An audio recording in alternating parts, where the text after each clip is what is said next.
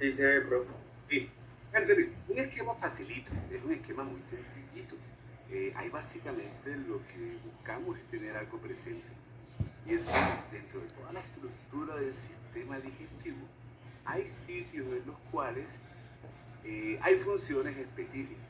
Hay unas funciones que son mecánicas, unas funciones que son químicas, otras funciones metabólicas. Bueno, lo químico va con lo metabólico. Pero hay regiones en las cuales solamente necesito que sean zonas de paso, ya sea para que vayan o viajen a una región específica o porque tengan que salir. Entonces por eso aparecen aquí como tres colorcitos. Aparece un color, bueno, aparecen cuatro. Un color amarillo. Me coloco aquí en la opción de puntar. Entonces me colocan aquí un color amarillo. Me hablan de cavidad oral. Y en cavidad oral, como parte de una historia de espacio, de cuarticos, de compartimentos, y dentro de lo funcional que tiene que haber. Entonces para mí la cavidad oral pues sí es un sitio en el cual sí se da el ingreso de los Vaya, alimentos. Señor, También está la mete parte esto a de la la nevera, lo expiratoria, dejo ver. entonces la afuera. parte de formar bolo alimenticio, como fragmentar, dividir y unir esta parte de alimentos como tal. Hay funciones también químicas que de pronto ahí en la figura no está. Recuerde que la saliva es una parte en la cual tengo una historia de la digestión de los carbohidratos, inicia por la parte salival. Entonces, ahí también se da dentro de la boca algunas funciones químicas iniciales para comida. Pero es la boca, digámosle que principalmente es como la que recibe y la que se encarga de fragmentar, de la masticación, de formar el bolo. Al hablar de exófago sucede algo muy parecido, aunque el exófago pues tiene su parte lubricante y hay alguna interacción con las glándulas, el exófago se considera más como vías de paso. El azul que tengo en el exófago también aparece aquí en conducto anal. Entonces el exófago será para que pase de cavidad oral y de ese tubito que es la faringe y para que llegue al estómago, ya como que se va a dar esa parte propia de mezcla con las enzimas a nivel gástrico. Entonces lo azulito, visto desde el exófago y visto desde el conducto anal, pues es básicamente transporte, son solamente vías de paso. Hay algunos procesos, pero no son de pronto, digámosles, procesos como significativos, grandes en la parte digestiva. No, son más como zonas de paso. Habrán algunas modificaciones, pero no de gran importancia ahí. Después me muestra la parte rosadita, que ya es tracto digestivo. Bueno, ya entonces tengo sí la parte a nivel de estómago, una parte a nivel del duodeno, que será este que está aquí, una parte de intestino delgado, otra parte de intestino grueso, el colon, donde ya reviso una parte de secreción enzimática. Ay, recuerden el tallercito que dejamos antes en el primer corte. Revise lo que tengo, toda la historia de glándulas, secreciones y la historia de células que van a tener una acción directa en esta historia digestiva. Revíselo, hay información, está también en un cuadrito, es fácil de revisarla. Lo dejo más a título personal que ponernos a revisar allá. No hay mayores, digámosle, conceptos. Los conceptos que están ahí son los precisos, la enzima y qué función tiene y de qué célula proviene. Es algo que individualmente, por favor, lo miren, lo revisen para que puedan saber qué enzimas voy a utilizar ahí, que vamos a utilizarla más adelante, pero para que ya traiga un contexto específico de qué acción tiene en toda esta parte digestiva como tal. Y lo que aparece en azulito desde acá arriba, y lo que aparece acá enmarcado a nivel de hígado, y lo que aparece acá a nivel de páncreas. La parte azul, entonces ya lo hablamos como órganos, glándulas que se encuentran anexas al tubo digestivo. Para algunos pertenece o no a esta historia del tubo digestivo, pero bueno, están realmente al lado de, están fuera de la historia del tubo digestivo y simplemente lo que aportan son algunas secreciones o reciben algo de los procesos metabólicos digestivos para contribuir, ya sea en el caso del hígado, el, envía la bilis para el desdoblamiento de las grasas, la envía al duodeno, pero por vena porta, no sé si ya vieron la parte hepática, o por lo menos todo lo que yo recojo del proceso digestivo que se da en la parte intestinal, esa historia de absorción de nutrientes va por vía venosa. La porta lo lleva hasta el hígado, entonces el hígado recibe todos los productos y toda la fuente energética producto de la digestión para que él pueda procesar su propia o haga su propia parte funcional. Inclusive la vez pasada hablamos un poquitico de en ese contexto. Entonces divido esta historia así, en esas, no en anatomía, no solamente colocándole a cada partecita algo importante, clasificatorio, inicial en el protagonismo que va a tener dentro de la vía digestiva. Un abordaje muy sencillo, muy singular, no tiene mayor inconveniente. Esto es solamente para hacerle o recordarle algo. La imagen típica cuando uno revisa una historia primero inicial, superficial, cuando hablamos de un tejido epitelial. La epidermis como tal, recuerde que es avascular. Y cuando hablamos de epidermis, por lo menos hay que ponerle tres cosas. Las células que están en la parte más inferior, que es el estrato basal, la base. Unas que están en la parte intermedia, que se le conoce como estrato intermedio. O de pronto algún texto le dice que es el estrato espinoso. Y la parte más superficial, que es el estrato superficial. Debajo de esta historia de epidermis o de epitelio aparece entonces lo que uno le llama ya el conectivo. El conectivo como tal, entonces se habla de una dermis. La dermis también se le dice lámina propia. Y en la lámina propia hay que hablar de una capita que es la capa papilar, una capa que está más abajito que va a ser la capa reticular profunda. Ese para recordarle, esa parte ya la revisamos. Y solamente se lo recuerdo por algo. Porque es que este epitelio también lo entiendo como una mucosa de revestimiento. Y esta mucosa de revestimiento tiene una característica. Y es que ya cuando reúno al estrato basal, cuando reúno al estrato intermedio y cuando reúno al estrato superficial, esta mucosa de revestimiento, pues uno habla de un epitelio escamoso, puede ser estratificado o no, pero generalmente se caracteriza porque tiene ausente la queratina. No es un epitelio escamoso no queratinizado. Esta es la estructura básica de este epitelio como tal que estamos revisando. Ahora, ¿cuándo debe cambiar? ¿O cuándo necesito que cambie?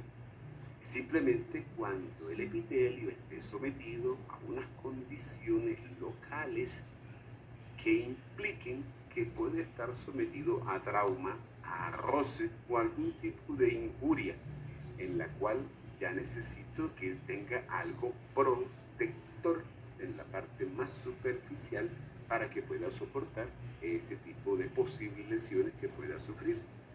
Y entonces ahí cuando aparece algo, mire, el estrato, ¿qué se mantiene? Mantengo el estrato intermedio o espinoso, mantengo el estrato basal.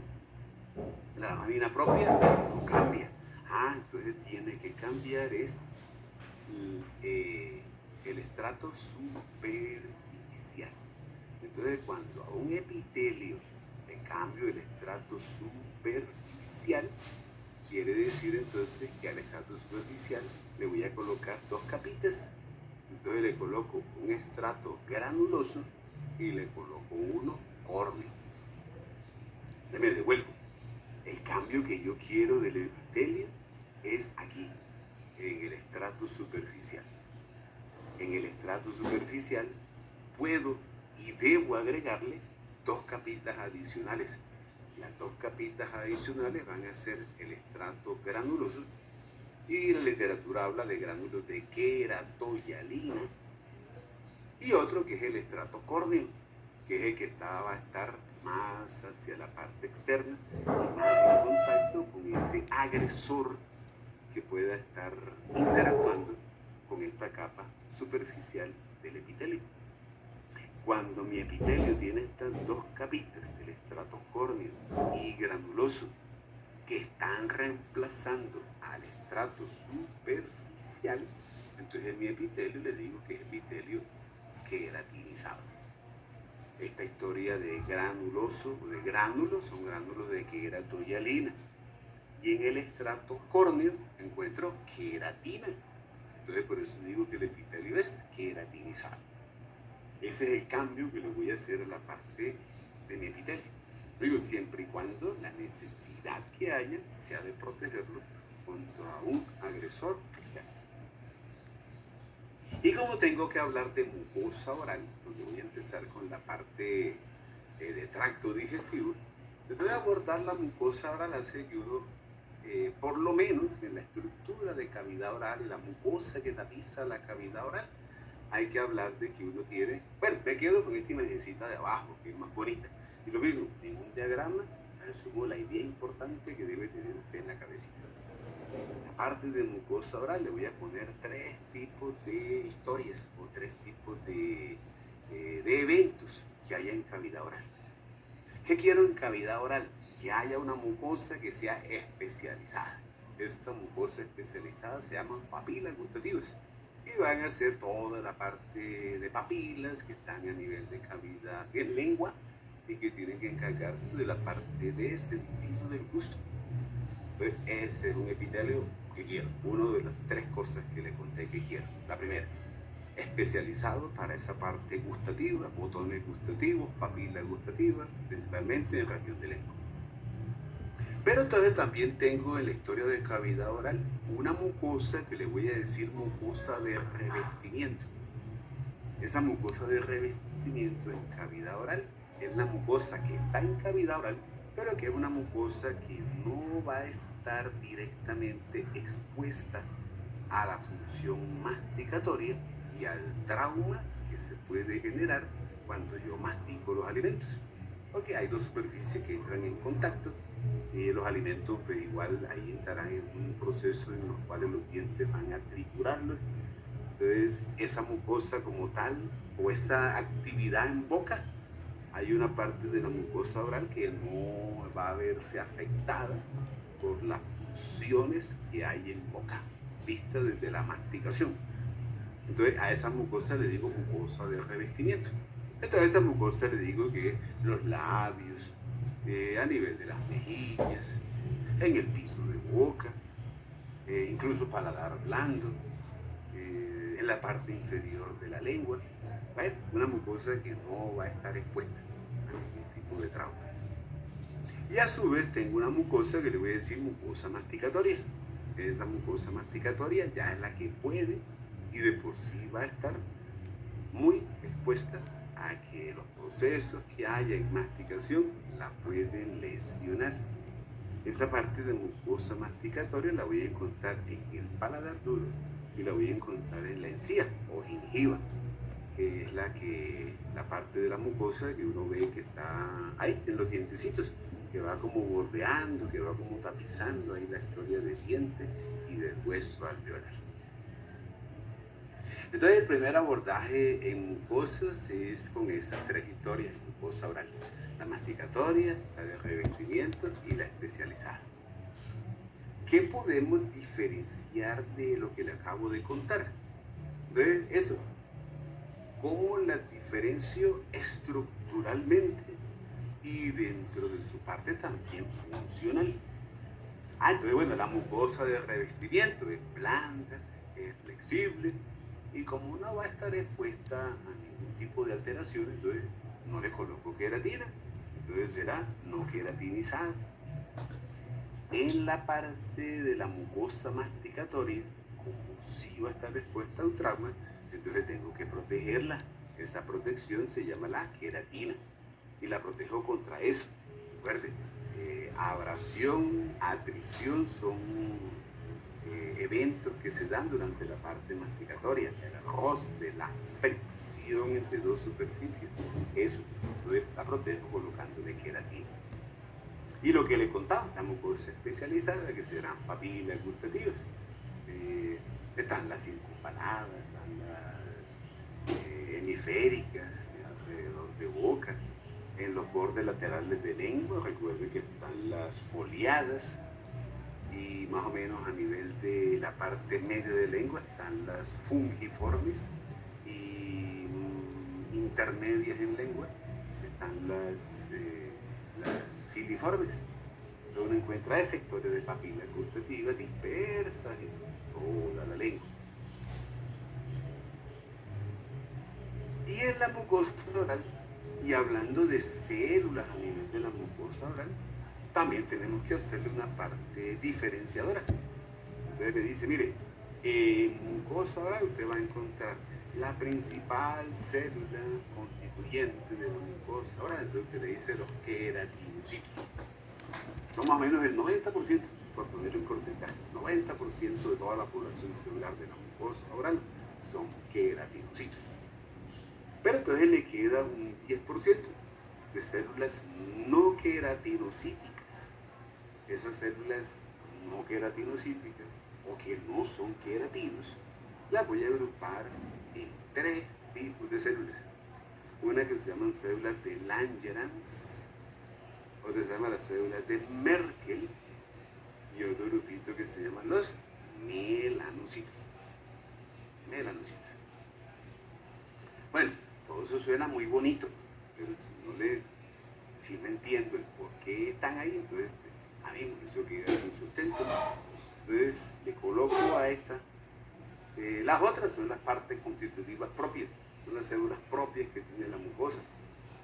Lo clave, no tanto lo clave, sino lo especial está en el 10%. Entonces cuando usted piensa en células de Langerhans, uno las ubica en el estrato espinoso o en el estrato intermedio.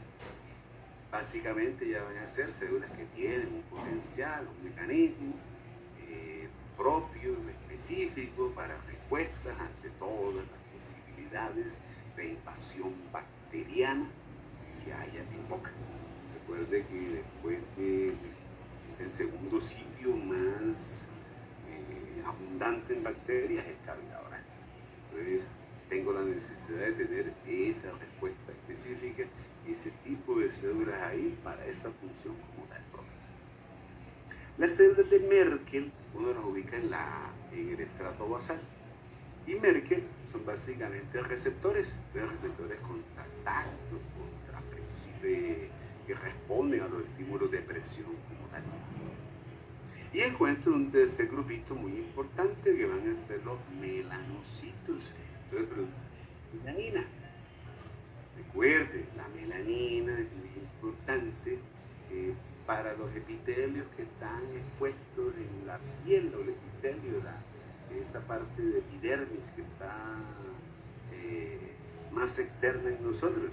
Entonces reaccionan o tienen una parte protectora contra esa luz ultravioleta. Y los melanocitos en cualquier posición donde estén, sea afuera o en este caso dentro de cavidad oral, son importantes porque, eso se lo había contado, recuerden los radicales libres. Vuelvo a la historia, entonces ellos captan radicales libres.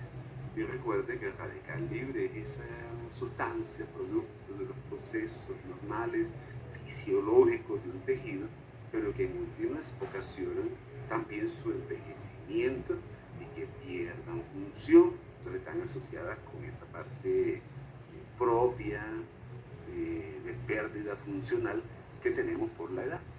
Gracias a esos radicales libres. Entonces, los melanocitos captan los radicales libres que estén ahí a nivel de tejido o en el medio ambiente que puedan interactuar con los tejidos y ser potencialmente dañinos a los tejidos. Ahora, ¿cuál es el problema que hay en boca?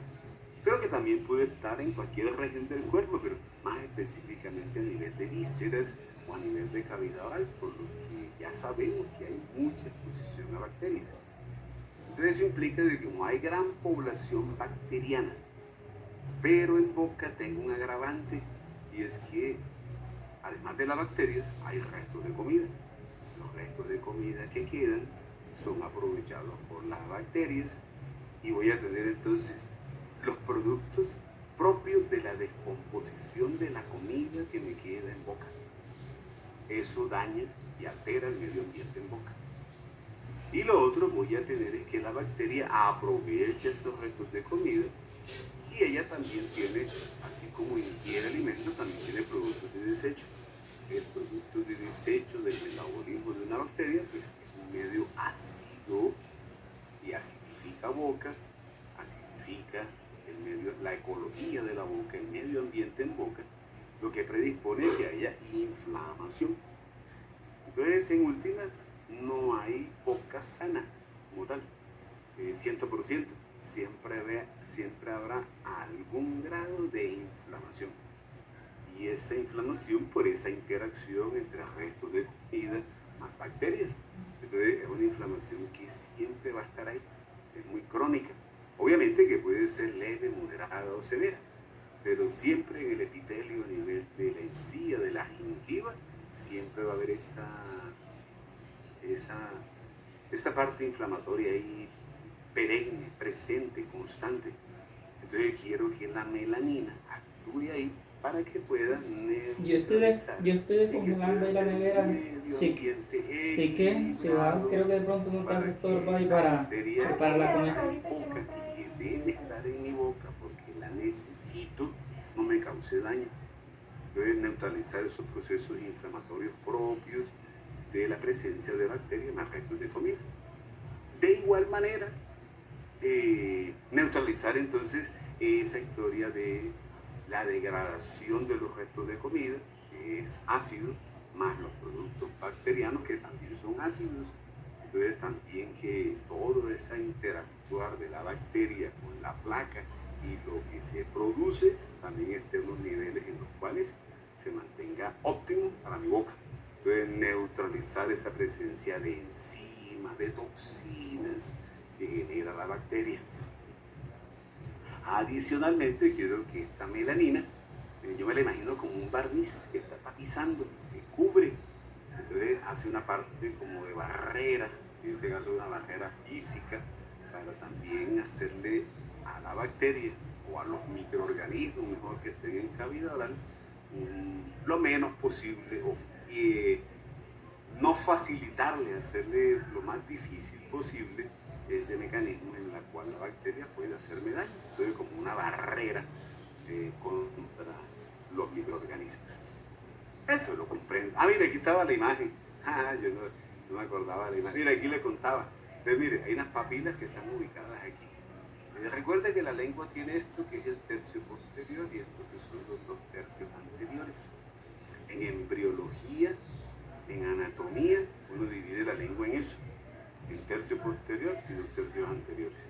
Las papilas, hay unas papilas gustativas que son redondeadas, que son como un circulito y que están dispuestas de tal manera que me forman una letra del alfabeto que es la B, la V.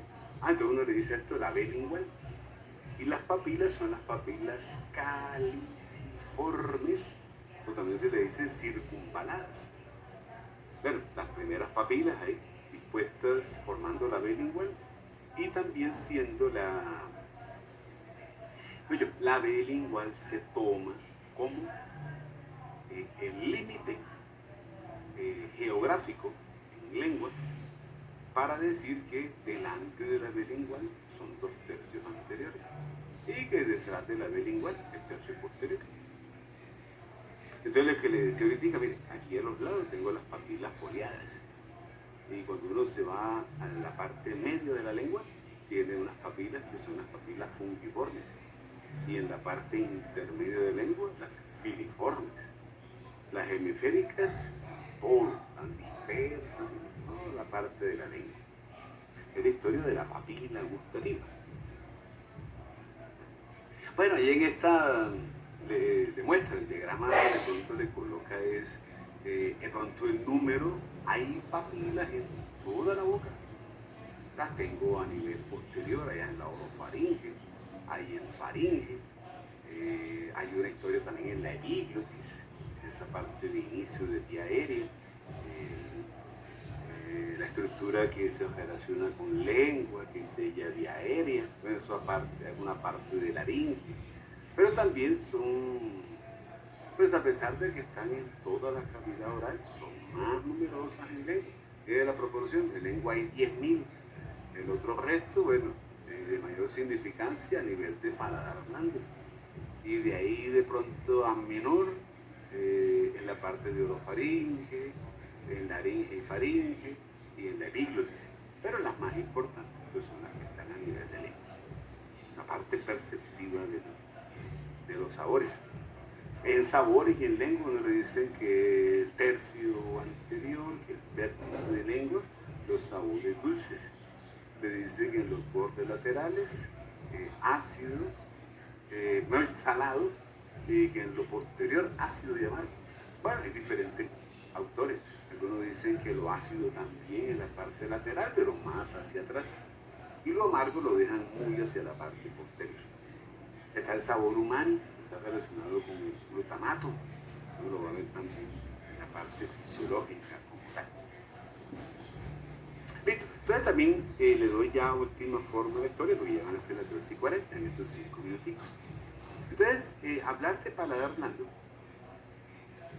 implica que el mismo epitelio que está tapizando la superficie de la cavidad oral, o por lo menos la superficie de cavidad oral en lo que respecta a lo que es paladar blando, entonces le voy a colocar también epitelio. Es un epitelio plano, estratificado, no queratinizado. Recuerde que como es una mucosa que no está sometida a trauma, entonces la mucosa del paladar blando es la misma, tiene la misma característica de la mucosa de revestimiento de los labios, de las mejillas, del piso de boca, de la cara inferior de la lengua. O sea, sigue siendo mucosa de revestimiento a partir de paladar blando. Y con la característica, entonces, epitelio plano, estratificado, no queratinizado. Lo único queratinizado en cavidad oral, recuerde que es la encía y el paladar duro.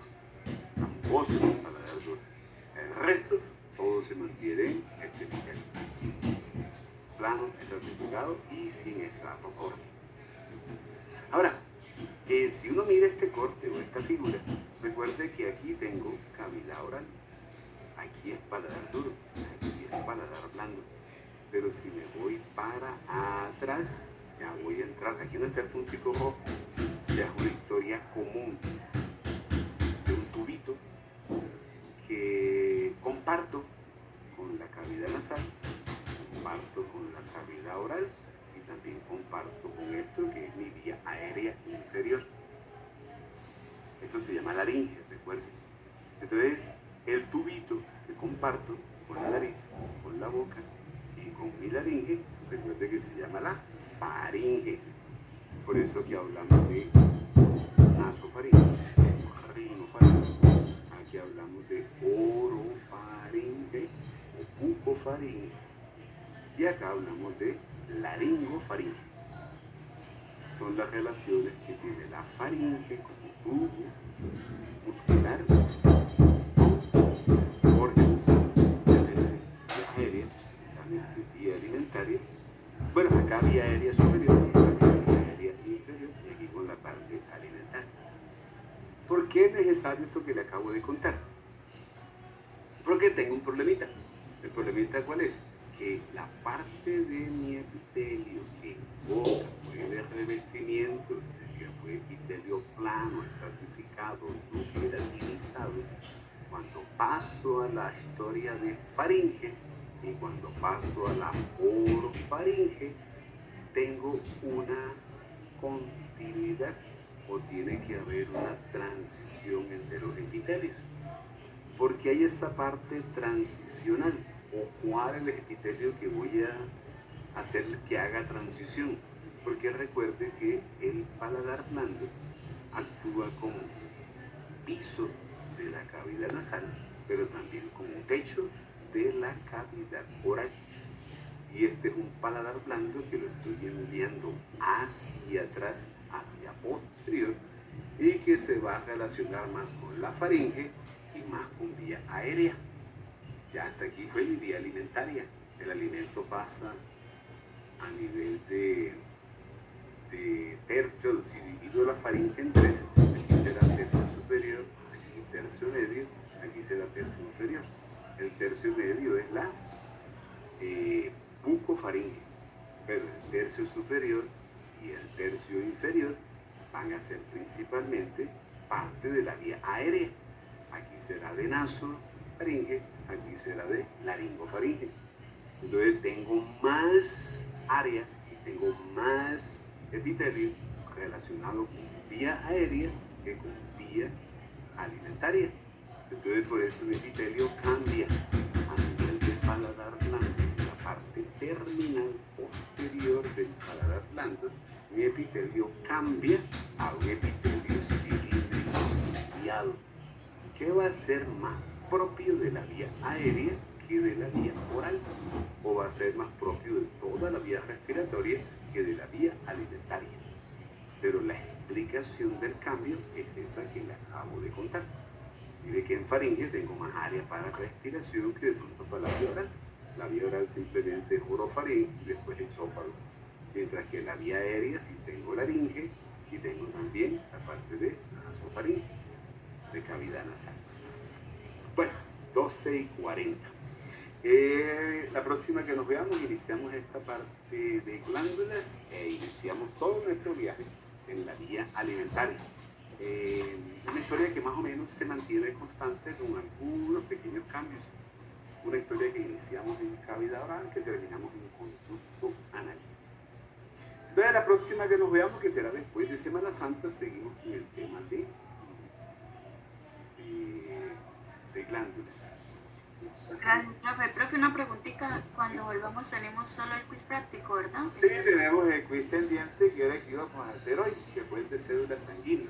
Listo, Y hacemos el quiz práctico y también adelantamos temita. Entonces ya vamos a ver esófago, vemos también fondo de estómago, vemos duodeno, lo que alcancemos en la práctica de digestivo. Y en la teoría, recuerda que empezamos de glándulas para adelante. Listo, gracias. Hasta luego. Bueno, con gusto, no se lo olvide, cuídense bastante. La situación es de tapabocas, de tener mucho cuidado y no solamente protegernos nosotros, sino también cómo podemos ayudar a que esa situación cambie y eduquemos también bastante a nuestros